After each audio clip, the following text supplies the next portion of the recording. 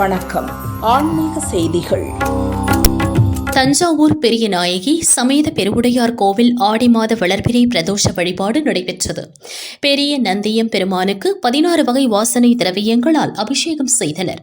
அருகம்புல் சாற்றி சிறப்பு அலங்காரத்தில் மகா தீபாராதனை காட்டப்பட்டது. பிரதோஷத்தில் மகா நந்தியம் பெருமானை வழிபட்டால் தோஷங்கள் விலகி சகல ஐஸ்வர்யங்கள் கிட்டும் என்பது ஐதீகம்.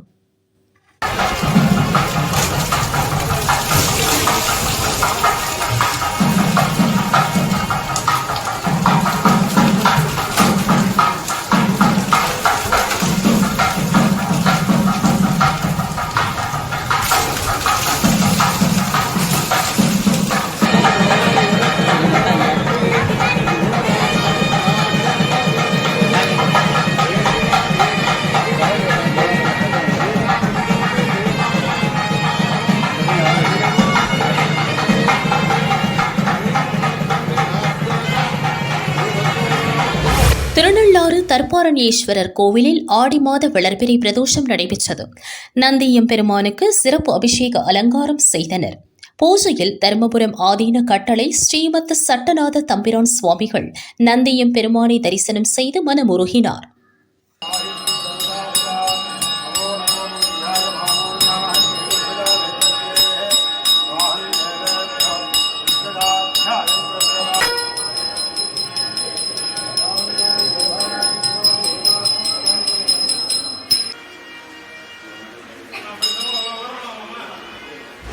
வேலூர் கோட்டை ஜலகண்டீஸ்வரர் கோவிலில் ஆடி மாத வளர்பிறை பிரதோஷத்தை முன்னிட்டு நந்தியம் பெருமானுக்கு மஞ்சள், பால், தயிர், சந்தனம், பன்னீர் உள்ளிட்டு 16 வகை வாசனை திரவியங்களால் சிறப்பு அபிஷேகம் செய்தனர். நந்தியம் பெருமானுக்கு வில்வ இலை அலங்காரம் செய்து மகா தீபாராதனை காட்டப்பட்டது.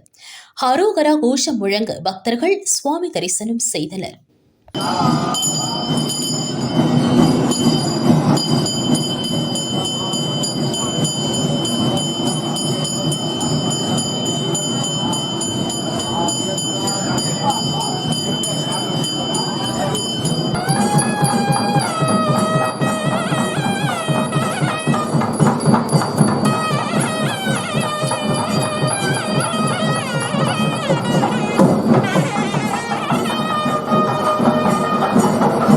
காரைக்கால் தூய தேற்றரவு அன்னை ஆலயத்தின் 284ஆம் ஆண்டு திருவிழா கொடியேற்றத்துடன் விமர்சையாக துவங்கியது.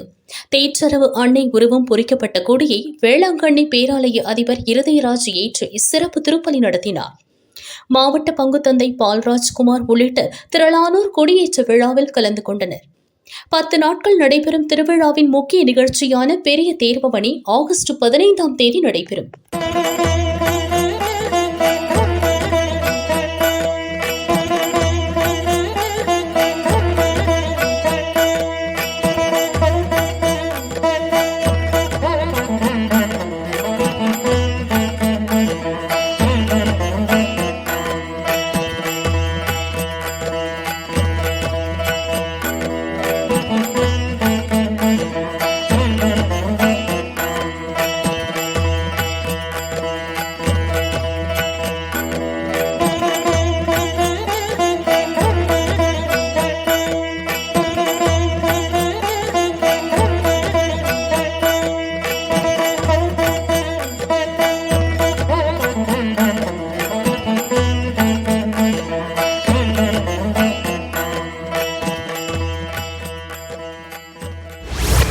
புதுச்சேரி வீராம்பட்டினம் செங்கழு நீரம்மன் கோவில் ஆடி திருவிழா இன்று கொடியேற்றத்துடன் தொடங்கியது.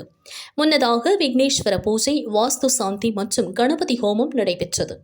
தொடர்ந்து சிம்ம வாகனம் பொறிக்கப்பட்ட அம்மன் கொடிப்பட்டத்தை ஊர்வலமாக எடுத்து சென்றனர். கொடிமரத்திற்கு 16 வகை வாசனை திரவியங்களால் சிறப்பு அபிஷேகம் அலங்காரம் செய்யப்பட்டது. மேள தாளம் இசைக்கு கொடிப்பட்டம் கொடிமரத்தில் ஏற்றி மகா தீபாராதனைகள் நடைபெற்றன. விழாவில் வீராம்பட்டினம் எம்எல்ஏ பாஸ்கர் கலந்து கொண்டார். விழாவின் முக்கிய நிகழ்ச்சியான தேரோட்டம் ஆகஸ்ட் 30ஆம் தேதி நடைபெறும். ஏற்பாடுகளை கோவில் நிர்வாக அதிகாரி சுரேஷ் மற்றும் விழா குழுவினர் செய்தனர்.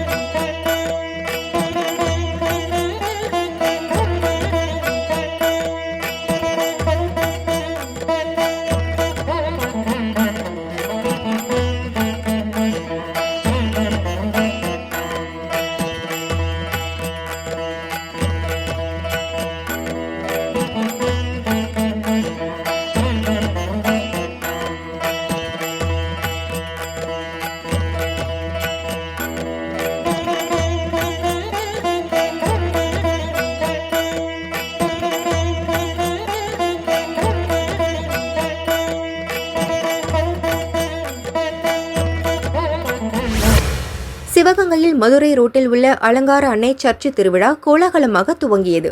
விழாவை பாதிரியார் ஜெபமாலை சுரேஷ் கொடியேற்றி துவக்கி வைத்தார். முன்னதாக கிறிஸ்தவர்கள் அலங்கார அன்னை உருவம் பதித்த கொடியை ஏந்தி சர்ச்சு வளாகத்தில் வலம் வந்தனர். கொடியேற்றத்திற்கு பின் மறைமாவட்ட துறவியர் அமைப்பு தலைவர் செல்வகுமார் திருப்பலியை நடத்தினார். திருவிழாவை முன்னிட்டு தினமும் மாலை 6 மணிக்கு சிறப்பு திருப்பலி நடைபெறும். மரிய பாக்கியநாதன் அமைதி இல்ல குழுமம், அந்தோணிசாமி ஆயர் இல்ல குழுமம், RS மங்கலம் மறைமாவட்ட அதிபர் தேவசகாயம், ஆனந்தா கல்லூரி குழுமம், வியானி அருட்பணி மைய குழுமத்தினர் சார்பில் சிறப்பு திருப்பலி நிகழ்வு நடைபெறும். ஆகஸ்ட் 10ஆம் தேதி மாலை 6 மணிக்கு புனித ஜஸ்டின் பள்ளி வளாகத்தில் திருப்பலி, சர்ச்சு நோக்கி நற்கருணை பவனி நடைபெறும். ஆகஸ்ட் 14ஆம் தேதி சிவகங்கை மறைமாவட்ட ஆயர் லூர்து ஆனந்தம் தலைமையில் சிறப்பு திருப்பலிக்கு பின் தேர்பவனி நடைபெறும். ஆகஸ்ட் 15ஆம் தேதி காலை 8:30 மணிக்கு நன்றி திருப்பலி முடிந்து கொடியிறக்கத்துடன் திருவிழா நிறைவு பெறும். விழா ஏற்பாடுகளை பாதிரியார் ஸ்டீஃபன் தலைமையில் பங்கு இறைமக்கள் செய்து வருகின்றனர்.